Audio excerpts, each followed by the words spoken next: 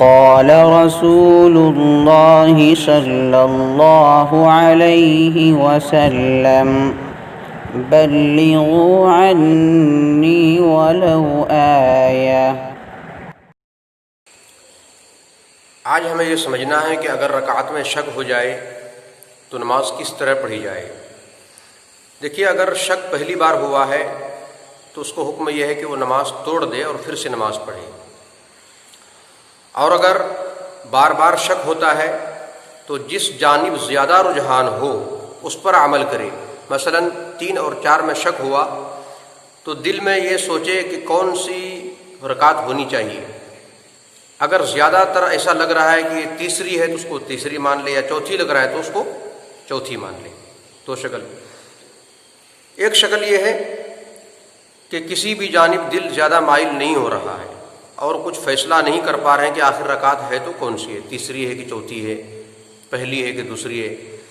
تو اس صورت میں حکم یہ ہے کہ کم رکعت کو مان لیا جائے، یعنی 3 اور 4 میں شک ہوا تو اس کو 3 مان لیا جائے، لیکن ہر رکعت میں پھر قاعدہ کرنا ہے، بیٹھ کر اتحیات پڑھنا ہے۔ مان لیجئے کہ تیسری رکعت اس کو آپ نے مان لیا تو تیسری رکعت پر بھی بیٹھیں گے، اتحیات پڑھیں گے، اس کے بعد پھر چوتھی کے لیے کھڑا ہوں گے، پھر چوتھی رکعت میں بھی اتحیات کے لیے بیٹھیں گے اور آخر میں سجدے سہو کر کے نماز مکمل کریں گے۔ اس طریقے سے شک والی نماز کو ادا کیا جاتا ہے۔ اور اگر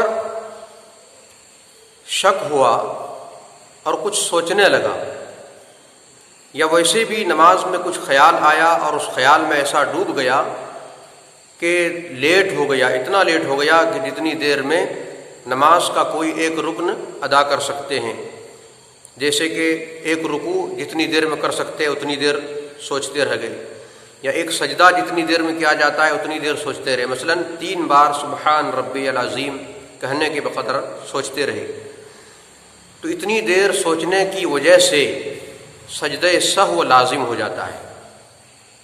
لہذا نماز میں ہمیں کبھی کچھ سوچنا نہیں ہے، اور اگر سوچنا پڑ جائے تو اتنا دیر نہ سوچیں کہ جتنی دیر میں 3 تسبیح پڑھی جاتی ہو۔